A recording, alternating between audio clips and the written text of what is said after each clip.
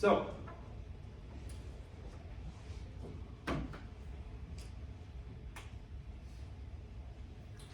those of you who already began the reading over the weekend, which was chapter 3 of Oloso and Williford, note this chapter, the Americas in Columbus, the longest chapter that you have encountered thus far. And particularly when you consider that we're going to be tying in the last few paragraphs of material from last week, those on the emergence of an Atlantic slave trade involving Europeans, initially the Portuguese. We have a lot to cover over the next 2 class periods, that's today and Thursday, so we'll get started. Recall that while most survey courses on the world since 1500 simply sort of plop you down at the start of Columbus's voyages, we've spent the first 2 weeks essentially setting the stage for this moment. And so I think it's important, especially sort of living in the moment that we are in now, when the world is starting to shift toward a more multipolar international order, that students not have as Eurocentric or Anglo-American centric understanding of history as perhaps one could get away with in generations past. So let's just recall, especially in the run-up to the exam next week, that is Thursday, China, the most technologically advanced society on earth at this point. It's the richest, it's the most populous. The Islamic Ottoman Empire is similarly vast with a large population and access to gunpowder technology. Like the neighboring Safavid and Mughal empires we talked about last week, or actually 2 weeks ago, those dominating Central Asia and the Indian subcontinent respectively.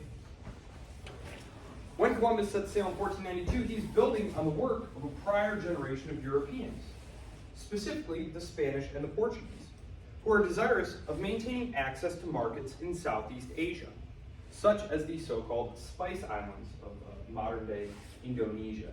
Indonesia is such a very interesting state because it is essentially a collection of 1,000 islands with many dozens of languages and ethnic groups, so it's very interesting. It's a state without a nation, really.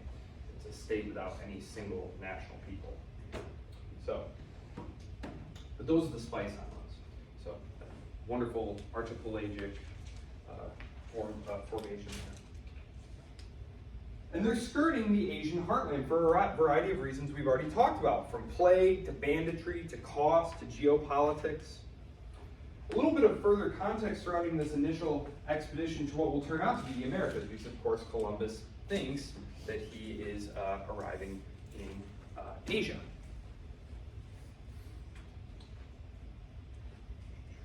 First, Columbus, like many educated people of his time, had underestimated the size of the Earth.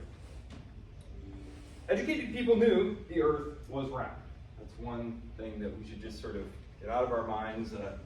Educated people knew the Earth was round. There was no fear, at least on his part. Perhaps some of his sailors were a little superstitious. Not superstitious, I'm a little stitious. The Office, anybody? No? I guess that is a little dated. Educated people knew the Earth was round, and they had known it was round since the time of the ancient Greeks. I believe it was Euclid who had shown that the Earth was round. He believed that by sailing westward, he could reach Asia faster than by traveling eastward around Africa. Because, of course, this is what had been happening in the generation prior. If you read your text, you'll see that people like Prince Henry the Navigator had founded a school for navigation here, and they were sailing around the Horn of Africa. They were sailing down the coast, and they were going to go into the Indian Ocean. Obviously, this was revelatory, but they were trying to stay relatively close to land here. But of course, he miscalculated the distance, assuming that Earth was much smaller than it actually was. He also didn't realize there was a whole other continent, 2 continents, actually, blocking his way. And of course, it is sometime before Columbus and others realized that he had, in fact, not reached the so-called East Indies. Because when Columbus and his crew sighted land in the present-day Bahamas, they believed they had reached the East Indies. Hence, the eventual coinage of the term West Indies used to describe the Caribbean. So if you hear people talking about the East India Company or the West India Company, these were trading companies set up by the European empires to operate in these 2 distinct, very wealthy regions. So we have the East Indies, and the West Indies. And of course, it's derived from Indiana. So,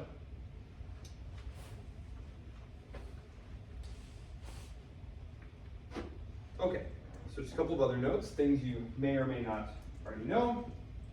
The voyage was sponsored by King Ferdinand II of Aragon and Queen Isabel I of Castile. Remember, it was their marriage, we saw last time, that had unified the two greatest kingdoms of the Iberian Peninsula, and essentially, in the process, creating a unified Spain. Their kingdoms will remain separate, but through a series of dynastic marriages, eventually, I believe it's their grandson who will wind up the hereditary ruler of both. I won't get into the dynastic politics of that, but that's basically, you had to always be thinking down the road who's going to be in line to inherit this throne, because you could wind up planning to have something happen, but then child mortality was exceedingly high. There's at one point, like, I think it's them, it's their daughters. They try and marry the daughter to someone, and then he dies, and they marry the brother, and he dies, and they marry their son to the guy, and he dies. So just, a lot of contingency there. But that does wind up eventually happening. They create a unified Spain. Goodness, I need to mute my signal alerts today. They had, of course, concluded the Reconquista, that is, the expelling of the final Muslim rulers from Spain. Remember, that was in Grenada. I don't know if do I have a good map? No, my map of here is on the other PowerPoint. Well, just remember, the Iberian Peninsula, it had been mostly conquered by the Moorish Muslims, starting in the early 800s, right? And then they had slowly been pushed back over the course of centuries, and there was just that little tiny toehold right at the bottom of the boot there. It was called the Emirate of Granada.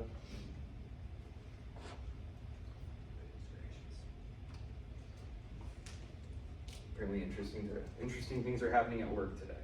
So,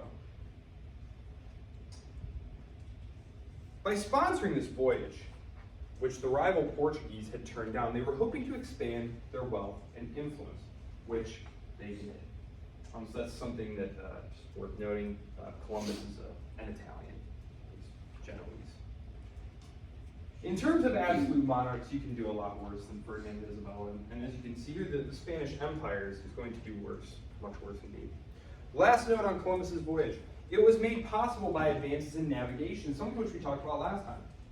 Things like the improved use, the use of improved maps. If you ever want to go have a laugh, like go Google like some medieval maps of what like they imagined Earth and the shapes of the continents were like. Just pretty imaginative, very imaginative. Not very useful for actually going places though. Navigational instruments like the astrolabe and the quadrant. The understanding of prevailing winds and ocean currents. In the case of the astrolabe and the quadrant, these were examples of innovations that have been produced and refined by a variety of people in different places, including in China and in the Middle East, such as the scholars of Baghdad during the Islamic Golden Era, under the more decentralized Abbasid Caliphate that was prior to being sacked by the Mongols, which is an event we covered 2 weeks ago. So, I suppose I'll pause here just really quickly to emphasize this point. So, we're about to enter the period of our narrative where things are going to start becoming more Eurocentric, more about what Europeans did and where they went and how they did it, et cetera, et cetera. And so I think it's worth emphasizing that a lot of the things that we associate with the advantage that they had, things like large ships, gunpowder weapons, advanced science, things like this, these had all come from somewhere else. It's that they're combined in Europe in a very focused way that they just aren't in other places. And I think some of this is explained by the fact that in Europe, you saw that there was a very intensely competitive threat environment, right? If you're the sprawling empire of the Ottomans, you don't have a particularly dangerous threat environment, right? You are not compelled to constantly be innovating in order to survive. If you are the massive Ming Empire in China, you are not under intense pressure to constantly be innovating and developing new tactics and applying the newest technologies in the most precise and effective ways. In Europe, that's just not the case.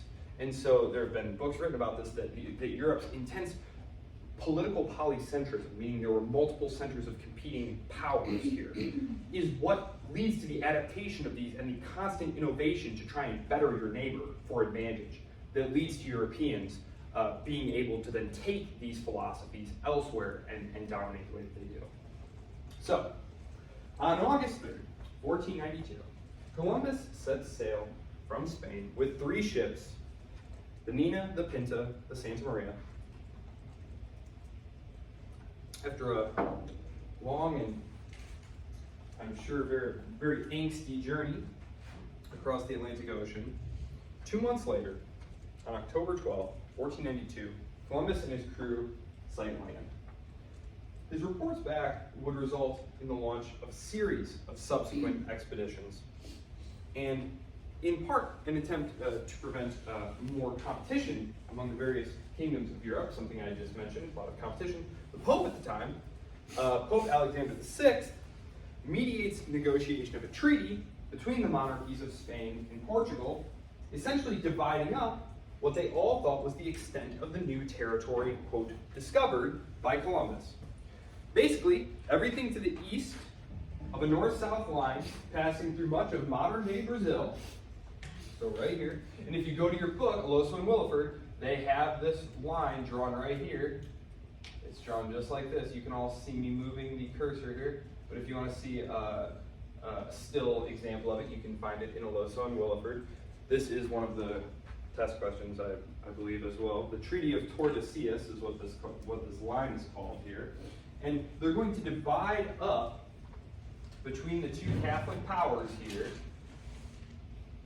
the findings of the New World. So everything to the east of this line is going to be for the Portuguese, and everything to the west of this line is going to be for the Spanish. Okay. And so this is going to lead ultimately to the Portuguese spending a lot of time trying to dominate trade routes in the Indian Ocean. They're going to open trade with China. And the Spanish, meanwhile, are going to set to work trying to conquer and exploit these areas. So that's part of the reason that happens, because of course they were quite fine with that. That seemed very fair to them. The other European monarchs and powers didn't find this particularly cool or fair, as we'll see. But yes, and so one of the interesting legacies today that you can see as a result of this is you see Brazil here. All the major cities in Brazil are here along the coast, right? This area of Brazil is very rainforesty. It's very dense. And there are actually a lot of interesting infrastructure challenges to dealing with stuff like that. Like, you don't have the proper foundation for building. It gets very hot and humid. So things like asphalt for roads, it will just like melt. And so a lot of the cities are going to, but anyway, the population centers being there, that being the Portuguese territory, that's why Brazil speaks not Spanish, but Portuguese. So, yeah, most of the other countries in the hemisphere speak Portuguese, or speak Spanish, the Brazilians speak Portuguese. Apart from variations of Spanish, which practically every other state in the Western Hemisphere south of the United States officially speaks, some less obvious linguistic colonial legacies persist. For example, Dutch is the official language of Suriname, which is a small Caribbean island, former Dutch possession. English is the official language of Guyana.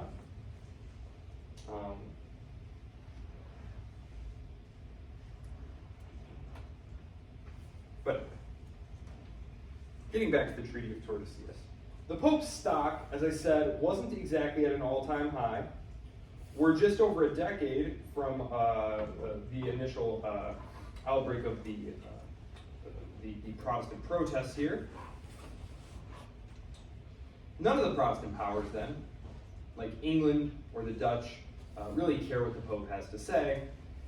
And besides that, none of the other soon-to-be major powers, such as staunchly Catholic France, which has an Atlantic seacoast as well, are interested in letting the already very powerful Spanish and less powerful, but still doing well enough, Portuguese monopolize what looked to be extremely lucrative trading opportunities.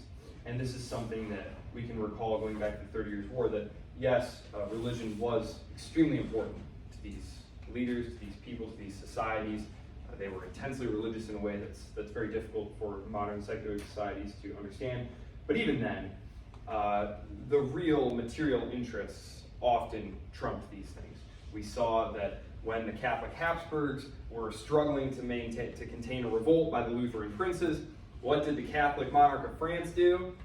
He helped the Protestant Lutheran princes, right? Because he was, more concerned about growing Habsburg power and didn't want to see a strong, centralized, efficient Germany unified right on their border. So, this couple 100-year period where you have the various European powers raising, and their accomplices, because a lot of times what we're going to see is that there was a very entrepreneurial spirit to a lot of these ventures. Basically, they were like commercial companies. A lot of this was not European states themselves doing it. It was basically them contracting it out. And there's a very good book on this. The name of the book escapes me, but the author, if you look him up, his name is Sharman. And he wrote, one was called Empires of the Weak, which is a very readable book. But he wrote another one, it was something about trading companies. It was like a history of trading companies in colonial expansion, private entrepreneurship and expansion. Because a lot of these companies, to be clear, were state mandated. So like the word monopoly, we associate monopoly now with this idea that some business has become so successful that they've squeezed out all of their competition, right? And now they are the sole provider of a good, or they control 90+% of the market. Historically, though, what a monopoly was a privilege that you bought from the crown. So you would say, Your Majesties, in exchange for my paying you 30%, I would like to be the only provisioner of tea to our North American colonies. And the king and queen would mull it over. You're a good, loyal subject, and maybe for 35 or 40%, we could make this happen. And then it would be up to you to get enough of a markup on that to make your money back. But that's how monopolies went. They were royal monopolies, and it's one of the things that the American founders would be very concerned with preventing. Anyway. So this period, after the arrival of the New World by Columbus, is often termed the Age of Exploration or the Age of Discovery, and it really is at this point as simple as a desire for raw materials, foodstuffs, metals, labors. As Aloso and Wilford point out, Europe wasn't far removed from the Black Death and what they call the Mini Ice Age. This was a period of intense cooling in Europe. It produced many, many bad harvests. And you mentioned at the time, if your crop failed, or if soldiers came through and took your crops, you couldn't just go to Walmart and buy more food. You were all just going to starve to death. So mass starvation, lack of labor, these were real fears. And later on, especially when we get into the 19th century, colonialism or imperialism is going to take on a different aspect, particularly in terms of its use as a tool of social policy.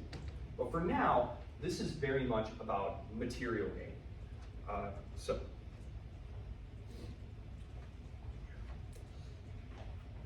wars over colonial possession will become a regular fact of European power politics very early on. And we'll talk more about them in the context of the outbreak of World War I, but we'll talk more about these imperial spheres of influence next time, these emerging spheres of influence. For now, the really significant civilizational encounters. The expeditions of Cortez and Pizarro, which are going to bring the European powers into direct contact and conflict with the most powerful states of the Americas, that is the Aztec and the Inca empires. So, yes, really quickly here, I do have a cool little map here that is color-coded. You can obviously go back, look, pause, but we have the initial French territories here, which are in purple. Sort of the red are the English territories, which as you can see are virtually non-existent at this point. England actually gets something of a late start. They eventually build the largest empire that the world has ever seen, but yes, initially they're off to a very slow start.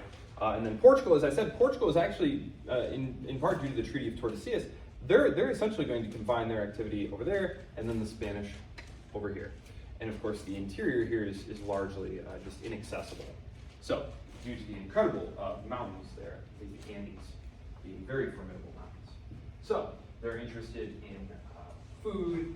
Potatoes, for example, potatoes are going to be taken back, and potatoes are great. They're not terribly diverse, but they are very hardy, and they will feed your people. So, and yes, there are going to be all sorts of carry-on effects here. All the silver and gold, for example, I'm not going to touch on this really again, but basically all the silver and gold that flows back into Europe is going to cause price inflation. Because inflation, if you have a stock of money, and then you add more money to it without expanding the number of goods, you therefore lower the purchasing power of each amount of dollars that there are, meaning that it will cost more to buy things. And a lot of the medieval economy was based on fixed prices, fixed rents. So if you were a noble, you owed a fixed amount to your lord. If you were a vassal, you owed a fixed amount to your lord, etc. Tenant farmer, serf, you owed this amount to your lord. Well, the prices of things start going up and up, and of course they don't understand this. There won't be an actual school or study of economics for hundreds of years after this. They don't really understand what's going on, but it's going to radically destabilize medieval society. So, Guns, Germs, and Steel. Okay. So before introducing the conflict between the Aztec and Incan empires and the conquistadors, as they're called, we have some etchings here, just some interesting stuff. This is what you could expect a soldier to look like. But they do have gunpowder weapons, arabusks, as they were called. They were not terribly useful, as I've mentioned to you, I think. This is a piece of artillery here. It's on these very high-tech wheels so that you can move it more easily. A lot of times you would have your artillery pieces on board your ship, and then when you landed, you would take them onto land with you. So, for those of you who are interested in sort of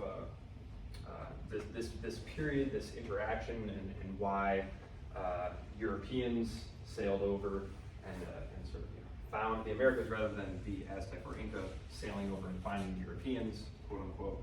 There's a good book that came out many years ago. It's right here. It won a Pulitzer, actually. I think it came out in '99, but I remember reading it when I was, I don't know, I think in high school or something. But it's fun. It's a fun book. It's an interesting book. He's what we call a geographical determinist. He believes that pretty much all history can be explained by your geography. So it's interesting. It's an interesting take.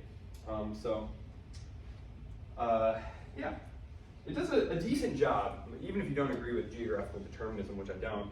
He does a very good job in outlining the general contours of civilizational development. But overall, Diamond's main argument revolves around the idea that geographical and environmental factors, especially the availability of domesticatable plants and animals, is what plays a crucial role in shaping the course of human history, leading to disparities in the development of societies across the globe. So there were a whole rash of books like this that came out. Another one was called Why States Fail, and this was by Hasemoglu, who's at MIT. He actually just won a Nobel Prize in economics. He argues that institutions are what explains the divergent outcomes that we see across societies. But then he also kind of argues that part of that is based on the resources they have. So there's something called the resource curse, which seeks to explain why is it that states that have so much mineral and material wealth tend to be poorer and less well off than states that don't have this mineral wealth. And so it's very interesting stuff. What he basically comes to the conclusion of is that in states where the government can just pump a bunch of oil out of the ground or pull a bunch of gold out of the ground, they don't need their people. And so they will just sell these raw commodity products to the global market and just forget about their people. Whereas states like in Europe, for example, in England, or in France or Germany, which are kind of more resource poor, the state, in order to gain revenue, needs to develop the intelligence and productivity of its own citizens. It needs to educate them, to make them industrious, so that they work hard and make tax money for them. And so it's not out of altruism, it's not out of beneficence, but it is out of self-interest that these state actors behave this way. And that one's called Why States Fail. So, if you're interested. So, apropos to our purposes, this book specifically addresses the conquest and colonization of the Americas by European powers and examines the factors that contributed to the decimation of indigenous populations. And these are fairly uncontroversial. And we talked about one of them, I believe, last week. First is the devastating impact of diseases brought by European explorers and settlers to the Americas. The lack of immunity among Native American populations to diseases such as smallpox, measles, and influenza resulted in catastrophic epidemics that ravaged indigenous communities, weakening their societies and making them much more vulnerable to European conquest. There's some scholarship now that suggests that these diseases moved through the Caribbean islands, through Central America, and essentially because tribal people, they move around, that they penetrated into North America. And so that by the time the English settlers are landing at like Plymouth and stuff, that the population has been cut down by like a third or something like that. It's not my particular area of expertise, but I have read articles to that effect. You also have factors like technological superiority, and that specifically applied to warfare. These were things like firearms. Now, again, as I think I mentioned last time, or a time before, I explained how firearms worked, right? Like harquebus, is it? Okay, so these guns were not terribly useful unless you had a whole bunch of guys. And Pizarro and Cortez did not have a bunch of guys. We're talking about like 50, 60, 70 guys against like 10 or 20,000 people. These guns are not going to be actually useful for killing people. They were, however, super scary. Like these exploding rods of steel. Much more important in terms of actual fighting was steel weapons. Steel weapons like swords and armor. Because if you are fighting someone who has a bronze sword or something like that, like a softer metal, right? Like metals are softer or harder, right? We all know this. If you have a harder edged weapon, which steel is exceedingly hard, we know this, right? You literally will slice through the other guy's sword. And this happens to be a huge problem if you're fighting someone. And if someone else's armor is made of a stronger metal than your sword or spear point, your sword or spear point is going to get turned back by their armor. Again, this is a huge problem if you are fighting someone. And so this gives the European powers a huge edge in conflicts and conflicts. The technological disparity, disease, another factor. This is very important. This is something that we've seen in imperial conquest going all the way back, at least in terms of Western civilization, to Julius Caesar's conquest of Gaul, that is France. What did he do? He shows up with this tiny army, and he starts playing all the tribes against each other, right? And this is exactly what they did here. Political divisions and indigenous groups, they didn't like each other necessarily. For example, the Aztecs were a very large empire that had conquered a bunch of different people who didn't want to be ruled by the Aztecs. And so you could gin up some revolt among these people. Like, hey, we're here to, help you, kill these guys who have been subjugating you. So, all these reasons. Peloso and Wilford spend the majority of the chapter discussing the various aspects of Aztec and Incan civilizations.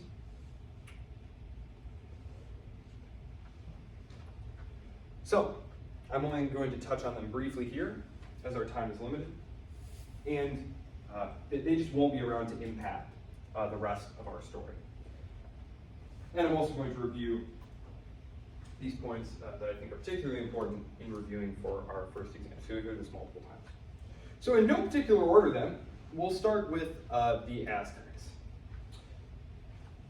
And I'm actually going to pull up Aloso and Williford here because they have some lovely maps and illustrations that I wanted to use here.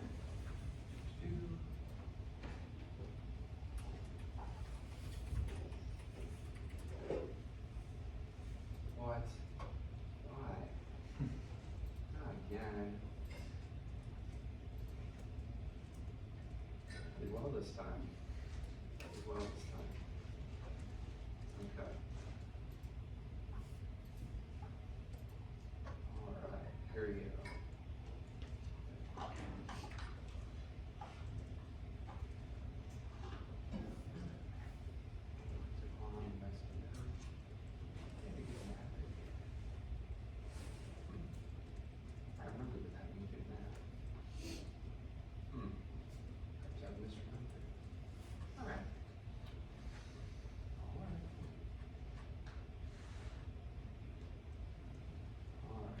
So, we're talking about right here.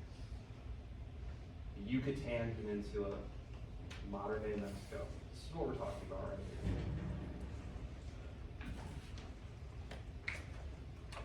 here.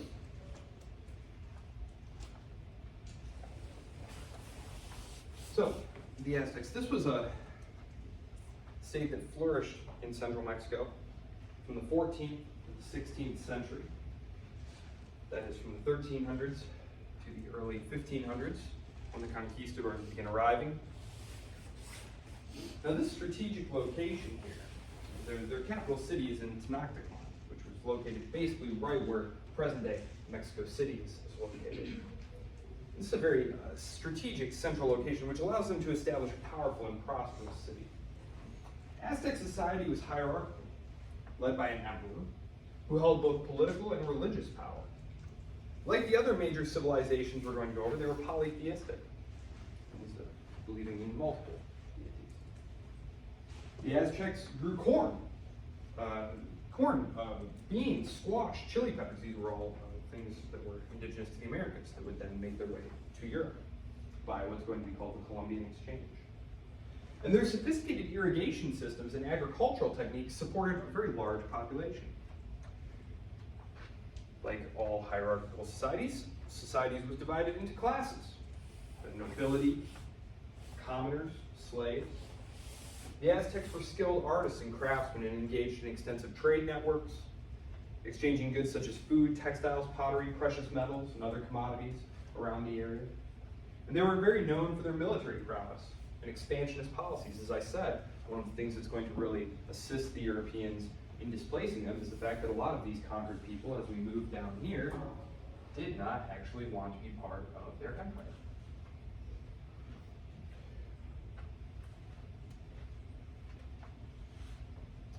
In 1519, Cortez arrives. I believe one of the questions on either your first exam or your final exam is which conquistador topples which empire, because it really is.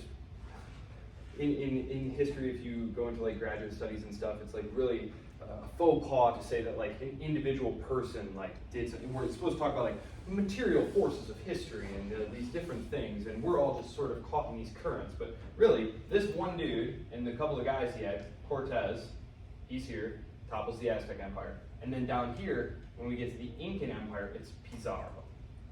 So Cortez, Aztec, Pizarro, Incan. And I believe that is a question on your quiz or test. So he arrives in 1519. There are a series of political parlays, battles. Tenochtitlan falls in 1521. 2 years. 2 years. I don't know whether or not this is apocryphal, but one of the things that I always found kind of funny about the story is when they tell the story, they usually say that when they arrive and the men see what they're up against, this huge empire with all these troops, they get a little nervous and they're like, maybe we should just like head back. It's not too late to head back. And so Cortez allegedly burns the boats. It's a phenomenal motivational strategy for those of you who are interested in like motivational speaking and techniques and stuff. So there you go. Then we have the Inca. This is the other major power in the Americas. And this was an empire located primarily in the Andean region. I mentioned the Andes Mountains, the Andean regions of modern-day Peru and Bolivia. That is running right down the sort of the back here of South America.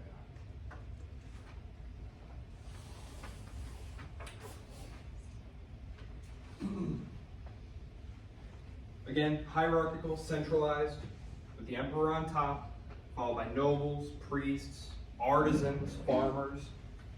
Very difficult agriculture, by the way, up there. The Inca government administered the empire through a system of provinces, and they imposed a system of tribute and labor on conquered peoples, similar to the Aztecs, similar to virtually all imperial peoples. That's where the term robot comes from, by the way. It comes from the word robota, which was the Czech word for the forced labor that you owed your lord. So this is from like the Austrian Empire, which just disappeared like 100 years ago. And that's where the word comes from. Robot comes from the word for forced labor, robota. There you go. Again, store that away for Trivial Pursuit. You're gonna really wow your friends one of these game nights. Like the Aztecs, the Inca were very sophisticated agriculturalists, and particularly, again, as they were operating at very, very high altitudes. The Andes are known for that. Distance runners, back before you had things like, what do they call those pressurized chambers that you can train in now? That simulate like thinner air. Wow. Basically, there's a huge advantage, and you see it too. Like when you see like the Peruvians or the Chilean like soccer teams, their conditioning is just marvelous. Just because they train at these really, really high altitudes where the air is very, very thin. Have you ever run up in the mountains? It's horrible, right? You get up there and it's like you can just tell the air is just there's not enough air up here. So especially if it's really humid and it's just really tough. But anyway. They constructed an extensive network of roads, the largest of which was basically this one system of interconnected roads called the Inca Road, weaving through the mountains, connecting the various parts of the empire. And these roads facilitated communication, trade, movement of peoples and goods, soldiers, tribute, across these diverse landscapes. These spanned thousands of miles, built many temples, fortresses, administrative centers. There's a good example here of the type of pyramidal architecture that you find in Central America, in South America here, right up here, right there. Very nice step pyramid. Like the Aztecs, the Inca Empire faced a rapid fall due to the arrival of Spanish conquistadors. In 1532, led by Francisco Pizarro, internal divisions and disease significantly weakened the Inca, and Pizarro captures and executes the last Inca emperor in 1533, so 1 year. 1 year after he arrives, so 3 total years. So it's an unbelievably rapid conquest, and actually this picture right here on the cover of the book is supposed to be, well, it is a painting, but it's purportedly of him capturing that Incan emperor. So captures and executes him, 1533, marking the end of the Inca Empire and the beginning of Spanish colonial rule in the region. Despite the rapid collapse of the Inca Empire, their legacy endures through a lot of cultural and architectural remnants, including a language. Chua, the language still exists. Machu Picchu, you can still go see that. I suppose that's something else I'll note here before closing this particular section of the lecture, is that both Central and South America still feature hundreds of distinct indigenous languages and dialects. Because of course, I mentioned the Aztecs and the Inca. This is just a survey level course, but these were both empires. one people who went and expanded and conquered a bunch of much smaller people. And remember, we talked about the benefit to like open expanses for building up large settlements, right, and larger civilizational structures. So we're talking here about the jungles of the isthmus right there, like modern day Panama, Costa Rica. These are highly, these are very jungled areas. These are not conducive to building up huge, massive empires. We're talking about the Andes region, this incredible mountains. So it's more conducive to like small scale, disconnected village life. So we have to be imagining hundreds and hundreds of different peoples. Hundreds of distinct indigenous languages and dialects survive to this day. And many of these languages have very few, very few speakers. But these still exist in places like Mexico, Guatemala, Peru, Bolivia, Ecuador. Some of them, like the language that have been spoken by the Aztecs, which I don't actually know how to pronounce this language, but it still has something like 1 million speakers in Mexico. And then in Guatemala, there are a couple of languages that are still widely used among indigenous communities, and very unfortunately, they were often targets of military and paramilitary violence in the wars in the 1970s and 1980s there. So that's something that if you're interested in, you can look more into. Okay, so far much of this talk about the colliding of worlds has focused on the overwhelmingly negative impact that it had on the societies of the Americas. Therefore, before moving on to discuss the final topic I have for us today, that of slavery, I want to highlight a few aspects of the changes that this interchange between the Americas and the rest of the world had on the latter, that is, the world. We'll talk more about this in future lectures, and Oloso and Williford do a good job in highlighting this topic in your reading for this week. Things like the enhanced diet and increased metal flows, for example. They spend a good deal of time documenting that. There's a whole section that they have in there on what's called the Columbian Exchange. And that is how Oloso and Williford refer to it. Because it wasn't just the outflow of products from the Americas, though products like maize and potatoes, that's corn and potatoes, were a smashing success in Europe. They're cheap, they're hearty, very excellent. Products we associate today with the Americas. Things like bananas and coffee beans, for example, they were actually brought to the Americas, as well as animal husbandry. So there's this very interesting exchange of goods and animals flowing back and forth all around the world. And it's really, the word globalization, if you do an engram search, a Google engram search of this, globalization really won't start being a word until like the 1980s, and then its usage just goes parabolic like that. But really, this is kind of the first age of globalization. You have things that are coming from like Africa and getting planted in Peru. You have things from Brazil going to China. That's actually where a lot of the silver ultimately went, is in China, oddly enough. But yeah, so it's really kind of the first era of globalization. And in fact, I think Dave Sachs wrote a book called Eras of Globalization, and he talks specifically about this as being kind of like globalization 1.0, if you will. So,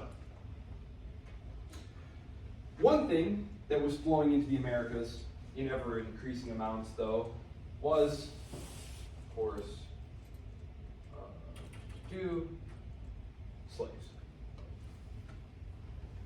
So, and starting off, I want to just get out of the way the completely obvious point that slavery had always existed. No society in recorded history up to that point had really lacked slavery.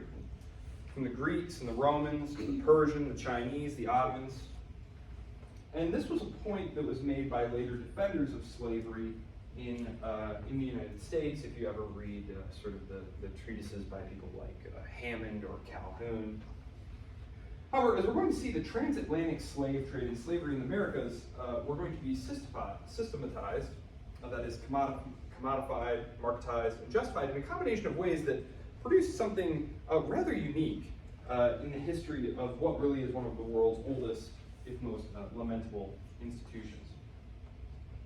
So first off, if you'll recall from the end of the readings last week, which I told you to read for this week, The Portuguese had come into contact with the African slave trade by the late 15th century, when they were setting about establishing their first trading posts and colonies along the African coast.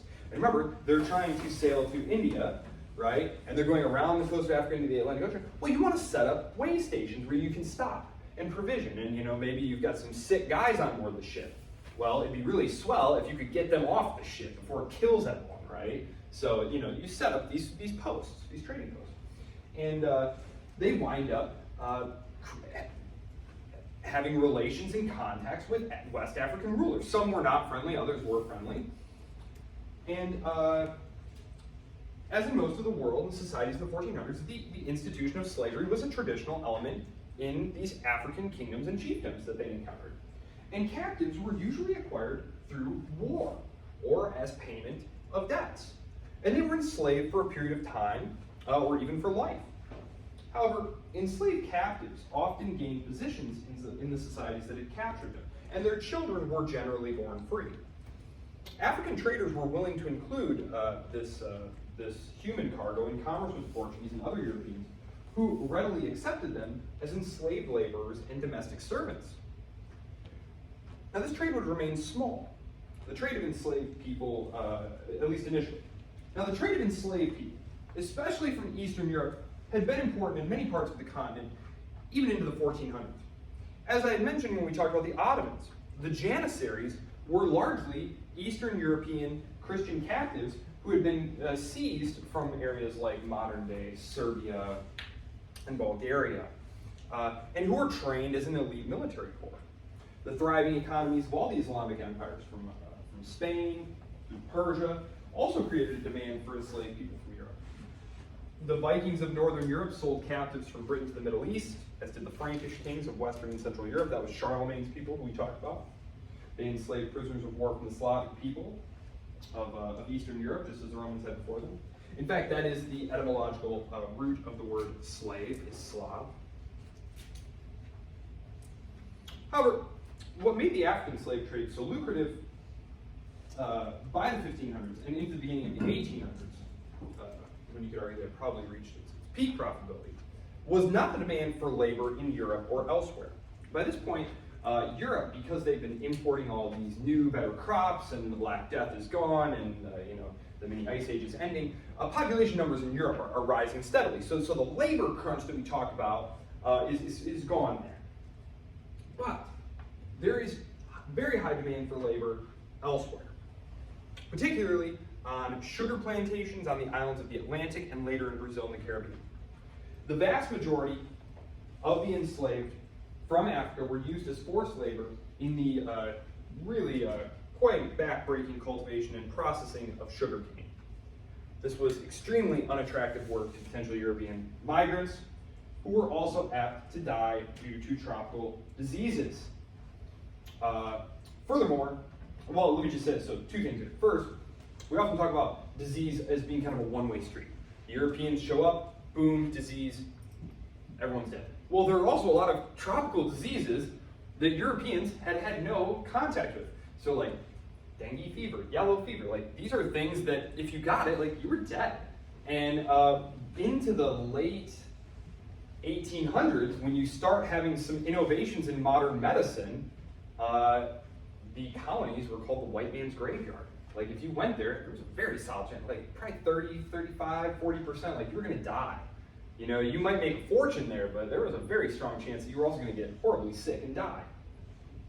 So it was not very attractive. It just was not an attractive place to go if you were a European migrant. It would be much better to go to Canada or maybe the Massachusetts Bay Area.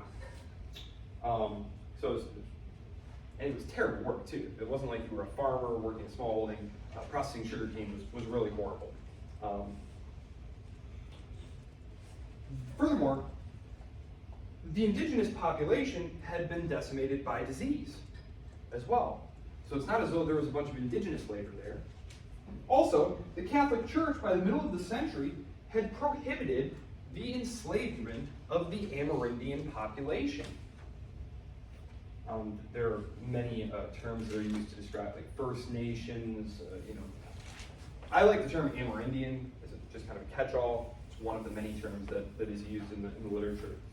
So the Catholic Church had ruled that as the new, they were basically taking the feudal idea from Europe and trying to plant it in the New World here, in the Americas, and saying, look, just like your serfs aren't your slaves, you have a duty. So they would give these large tracts of land to these conquistadors, and they would give them to their retainers, their lieutenants and whatnot. So they're basically setting up new feudalism here. And they weren't your slaves; they were your vassals, and you owed them obligations. And one of your obligations was to Christianize them, and you were not allowed to enslave a fellow Christian. And so this kind of puts these guys in a labor pinch here.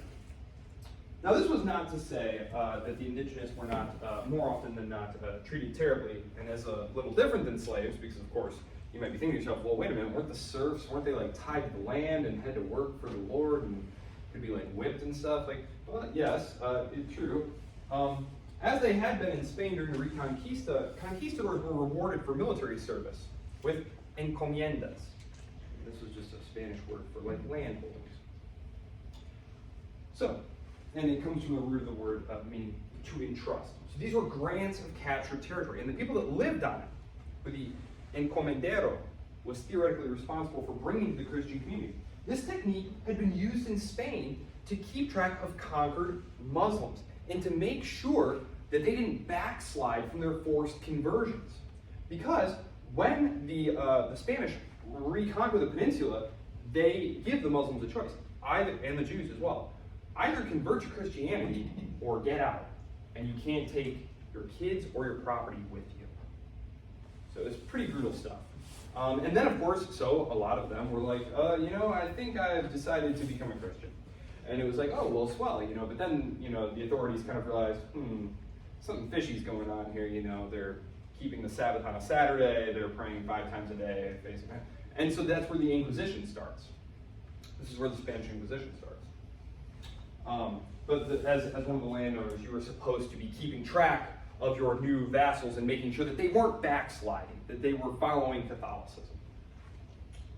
So, in Spanish America, there was a much greater emphasis on taxing and working the new peasants, rather than leading them to religion. And this makes sense, because the authorities who are supposed to be watching out to make sure that you're doing what you're supposed to be doing are very far away. They're across an ocean, right? And so they might send, a governor to come check on you, see how things are going, but he's easily bribed and intimidated, right? Dude will kill you. And there are many instances of authorities from the ground being, no, he never got here. We don't know. And they just obviously killed him, right? Or they bribed him. So there are going to be efforts at reforming this, but it's going to take many, many decades.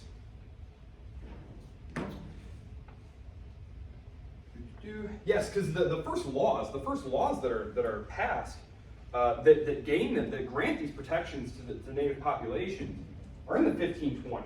But it isn't for decades that these are actually going to be able to be enforced in any kind of way, because the Spanish government across the ocean hasn't built up any local capacity to enforce its will in their new colonies. So you do have very interesting advocates like this guy right here, Bartolome de las Casas, who was a great advocate for them, because of course they couldn't very well go back to Spain and speak on their own behalf.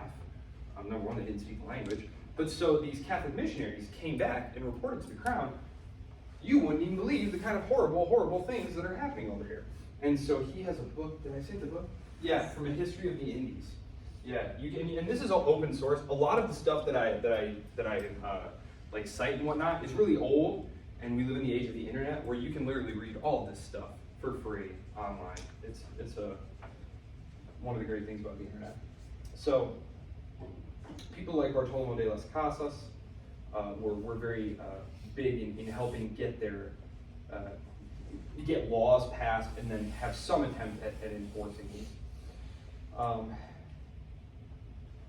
it was the Viceroy of Peru, if I remember correctly, who comes and tries to first enforce these, and a bunch of the local lords basically just lynch and kill him. And this is a quote from his History of the Indies. their reason, meaning the encomenderos, their reason for killing and destroying such an infinite number of souls is that the Christians have an ultimate aim, which is to acquire gold and to swell themselves with riches in a very brief time, and thus rise to a high estate disproportionate to their means. So, a very scathing critique of his fellow Christians there and their operating principles. Okay. Oh boy, I gotta hurry here.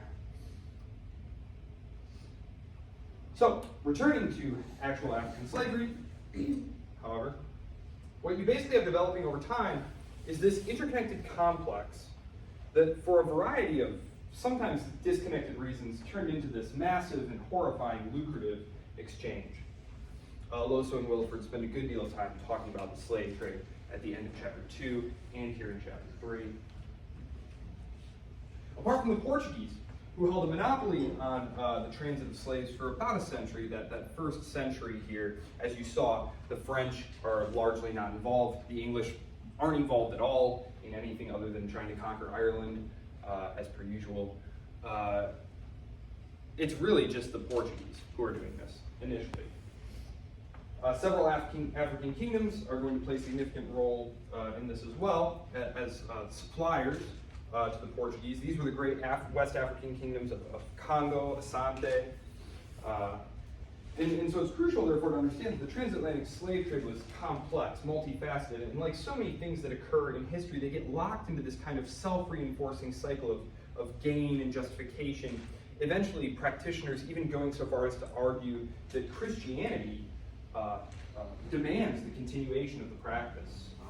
I believe it's in one of St. Paul's letters, commands the slave to be good and obey his master. Of course, the weaponization of religion in the name of doing evil is nothing new. It continues. The journey from Africa to the Americas would become part of the so-called triangular trade. How many of you remember hearing about this in your high school history class? Yes, I'm seeing a lot of heads nodding. Brilliant, that's good. Okay, so because slaves are going to the Americas, right? Raw goods from the Americas are being sent to Europe. And then from Europe, firearms and other goods like that are going to Africa in a triangle. This economic basis of society obviously gave rise to a highly racialized politico-legal regime. The earliest laws and legal structures that contributed to the racial stratification of societies in these regions were very closely tied to the Spanish and Portuguese colonial policies, such as the Spanish colonial casta system, which classified individuals based on their racial ancestry and determined their social status, rights, and privileges. It categorized people into distinct racial groups, such as Spaniards, that is, peninsulares, that meant full-blooded Spaniards who actually came from Spain directly to the New World. So this was the top of society. Then you had criollos, or Creoles, if you want to anglicize it, I don't mind. That was those who had been born of parents who had originally come, so you had two Spanish parents, and they came to, or no, you're looking at that, so Europe's over here, we're coming over here, and now we're in modern-day Colombia, and we have a kid, and they get married to another descendant of two peninsulares. Well, now they're no longer considered peninsulares, now they're considered criollo. So these were, technically full-blooded Spaniards, but they had been born in the colonies. So these were colonials. And so they would look the same as these peninsulares. They would eventually come to be more wealthy. And this is kind of one of those points of tension that causes the American Revolution, is you have these, full-blooded Englishmen like, George Washington, who feel like, hey, why am I being looked down upon? I'm the landowner here. We basically run everything here in the colonies. And you have these peninsulares, sorry, I'm thinking of Europe as being over here, but you're looking at me this way. You have these colonial governors being sent by London or by Madrid to come meddle in our business and take a cut of what we're doing via taxes and regulate what we're doing. And it causes a lot of friction between these people who come from the metropoles, that is the imperial capital, who are, in this case in Spanish, called peninsulares, they come from the peninsula, and these criollos. And there's a book by a guy by the name of Simon, and it's called Ideology of Creole Revolution. Very interesting book, where he takes these case study examples of the American Revolution and then the later revolutions for independence from Spain in Gran Colombia and in Mexico, and he says, look, it didn't matter what kind of ideological source material they were citing. Some of them were citing this philosopher, some of them were citing that philosopher, this legal doctrine, that legal doctrine. He says, look, it was all really just a product of their social position. You had these Creoles in all these cases, these colonial elites, if you will, who were sick of getting bossed around by these people from the metropole. And so it's an interesting comparative study. Then underneath, so you had the peninsulares, the criollos, then you had the mestizos. The mestizos. These were mixed race individuals of European and indigenous ancestry. Then you had what were called mulattoes. These were mixed race individuals of European and African ancestry, the indigenous peoples, and then African slaves. It's actually, it gets way more complicated than that. There's these charts that you can look on the internet where they eventually have something like 60 different classifications based on like, okay, so your great-great-grandma and your great-great-grandpa, and they have all these different racial classifications there. So, but laws known as the laws of the Indies regulated social interactions, marriage, occupation, and legal rights based on one's racial category. The Spanish were very into blood. They're actually the first ones, at least as far as I found, to start treating Jewishness as something in the blood. Prior to that, it had been treated as something more identity-based, that was more fluid, but the Spanish believed that it was blood. And that Jews, therefore, could not actually be Catholics. That they just could not be Catholics, period, and that's why they expelled them. Similarly, in Portuguese colonies like Brazil, the Portuguese crown created laws that categorized individuals based on racial lines. These distinctions were very similar to the caste system, very much the same. And these colonial laws entrenched racial divisions and hierarchies with people's legal and social status determined by their racial background. The discriminatory nature of these legal systems perpetuated inequalities and established a social framework that favored those of European descent while marginalizing and subjugating indigenous, African, and mixed-race populations. These early legal structures laid the foundation for centuries of racial stratification, social inequality, and racial discrimination in Central and South America, impacting various aspects of life, including access to resources, education, land ownership, and political representation. And the legacy of these historical systems continues to have implications for contemporary social structures and racial dynamics in these regions. The same is true in other places as well, of course. For example, in Great Britain today, there's a very famous study. This study was about 10 years ago now, but it always kind of stuck with me. They found that people whose surnames are Norman, like, who's read Pride and Prejudice? Darcy. It's a Norman name. Limonville, another Norman name. That was more obvious because it sounds French. But these were the Normans, the Normans. The Normans were these Scandinavian Viking guys who landed in northern France, and they're like, you guys have a ton of nice stuff. Mind if we stay? And the French king was way too weak to do anything about it, so he made them his vassals. And then one of them decided that his name was William, he decided that he was going to go conquer England. And so he took a bunch of his knights over there, and they defeat the English king at the time, the Anglo king of the time, and they take over England. And they set up feudalism in England along French lines. And so the Normans dominate England. They found, and this was from a 2012 study, they found that people whose and this happened in 1066, by the way, 1066, the Norman Conquest. They found that to this day, people whose surnames are Norman in origin are on average 10% more wealthy, like in terms of like their family's net assets, than people whose names are not Norman. And this is something that happened, basically 1,000 years ago. So it's just very interesting. So another interesting note, something that's been observed by various sociologists and legal scholars, like Anthony Marx, not Karl Marx. His name's Anthony Marx. He's a New York lawyer, but he wrote this very interesting book about race and society. Sorry, Dr. Sharman. I'm erasing you. Let me get all of my fingers. Anthony Marx. And the book is called Making Race and Nation. It's a comparative study of the United States, Brazil, and South Africa, who had different racialized political and legal and social regimes.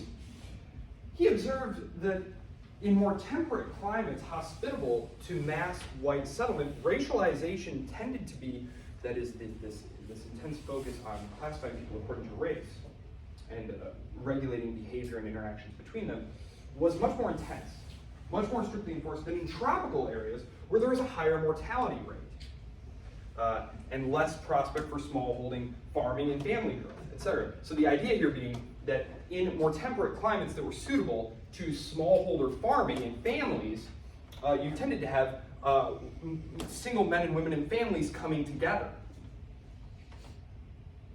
leading to a much more strict racial separation. Whereas in the tropics, where you had a much higher mortality rate, and women simply didn't go there. Like even in places like British India, you struggle to find British women going to India until really the 19th century in any kind of large numbers. Well, the men there would marry with local women. And so there was a much looser, more fluid, less rigid racialization in a lot of these regions. And so it's just a very interesting study on that. So, I see that I'm running out of time here. Well, this wasn't the cheeriest of lectures. Sorry about that.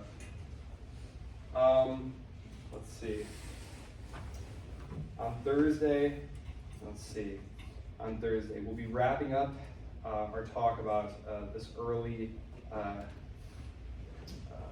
exploration into the Americas. We'll talk about capitalism, the rise of capitalism, its rival mercantilism, revolutions in military affairs, colonial competition, and because when we come back, I think we'll be talking about the American Revolution and kind of ramping up into the 19th century.